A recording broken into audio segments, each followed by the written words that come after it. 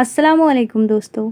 Last video में हमने 3 points के बारे में बात करी थी और आज हम बाकी बचे पॉइंट्स और बाकी बची प्रोफेसीज़ के बारे में बात करेंगे जो दज्जाल से रिलेटेड हैं।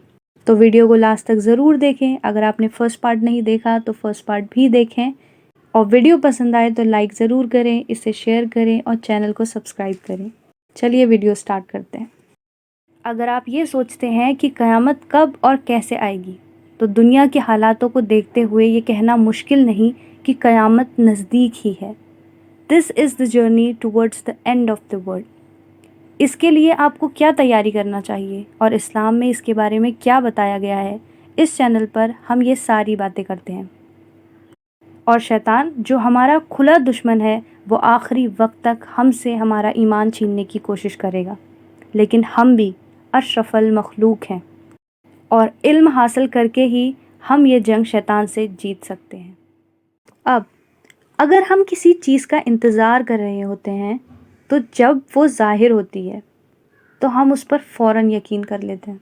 तो ऐसे कौन लोग हैं जो इंतज़ार कर रहे हैं दज्जाल की आमद का? ये लोग यहूदी हैं, जो लोग मानते हैं कि क़यामत के नज़दीक एक मसीहा आएगा जो इन्हें इनका रुतबा, इनकी खोई हुई जगह, इनकी खोई हुई वैल्यू इन्हें वापस दिला देगा। जबकि क्रिश्चियनिटी और इस्लाम में ये साफ साफ बताया गया है कि क़यामत के नज़दीक जो ज़ाहिर होगा वो ईसा अलैहिस्सलाम या मसीहा नहीं बल्कि एंटी क्राइस्ट जैसा क्रिश्चियंस मानते हैं, और इस्लाम में इसका नाम दज्जाल बताया गया है। समझने वाली बात यह है कि ये तीनों ही मज़हब, जूडिज़म, क्रिश्चियनिटी और इस्लाम, ये तीनों ही इब्राहिमिक रिलीजन है। फिर भी इन तीनों में इतना फ़र्क क्यों है और क्या सिमिलैरिटी है, कहाँ से डाइवर्जन हुआ, ये बताती हूँ। इस्लाम की शुरुआत आदम अलैहिस्सलाम से हुई। आदम अलैहिस्सलाम के बाद कई सारे नबी गुजरे। मूसा अलैहिस्सलाम उन्हीं में से एक।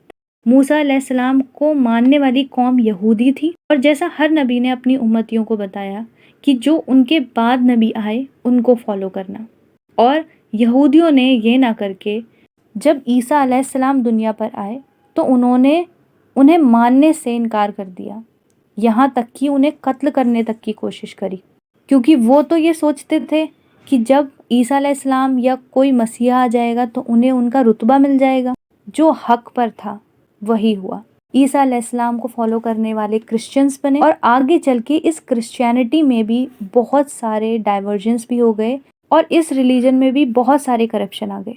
कभी हम इस टॉपिक पर भी बात करेंगे। और फिर आए हुजूर सल्लल्लाहु अलैहि वसल्लम, जो दिन क़यामत तक हर उम्मत के नबी रहेंगे, जिनका दिया हुआ पैगाम हर एक के लिए होगा, और जो उसे फॉलो करेगा वो मुसलमान है। कुछ लोग सोचते हैं कि इस्लाम की शुरुआत मोहम्मद सल्लल्लाहु अलैहि वसल्लम से हुई, जबकि ऐसा नहीं है। इस्लाम की शुरुआत आदम अलैहिस्सलाम से ही हो गई थी। हुजूर सल्लल्लाहु अलैहि वसल्लम पर ये इस्लाम आखिर हुआ और दिन क़यामत तक कोई और नबी नहीं आएगा। इसीलिए हुजूर सल्लल्लाहु अलैहि वसल्लम ने हमें क़यामत तक के लिए जितनी भी बातें होंगी उन सब के बारे में बताया है।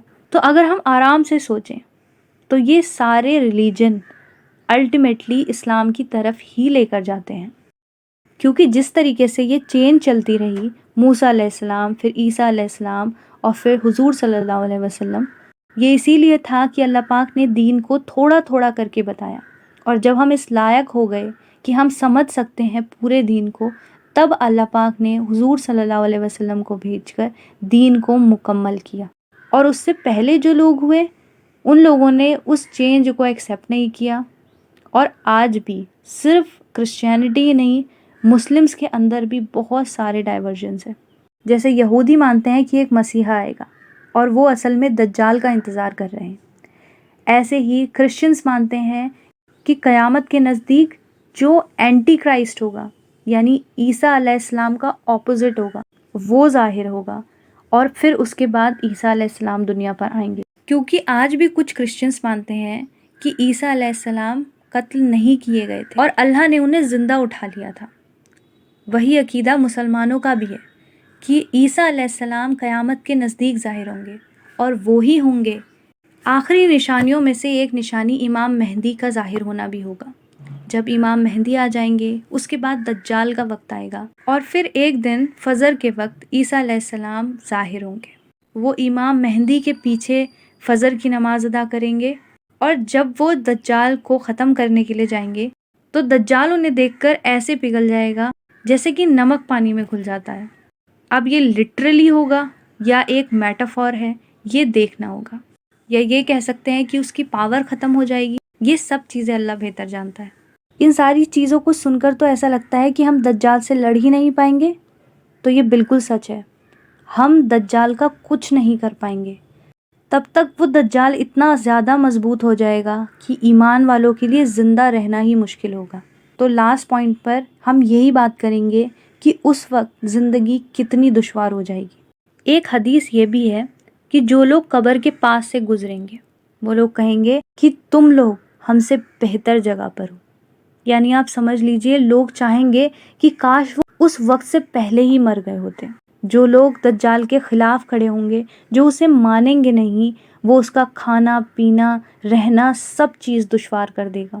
اور وہ کیسے کیسے دشوار کر سکتا ہے، اس کے کچھ اگزامپل سمجھیے کہ جس طریقے سے دنیا ڈیجیٹل کی طرف جا رہی ہے، ہر ایک چیز پینی لیس ہو رہی ہے، آپ کے پاس ہاتھ میں کوئی کیش نہیں ہے، اور وہ وقت آنے تک یہ پورا سسٹم ڈیجیٹل ہو جائے گا جب آپ کے پاس اپنے بچاؤ کے لیے کچھ نہیں بچے گا۔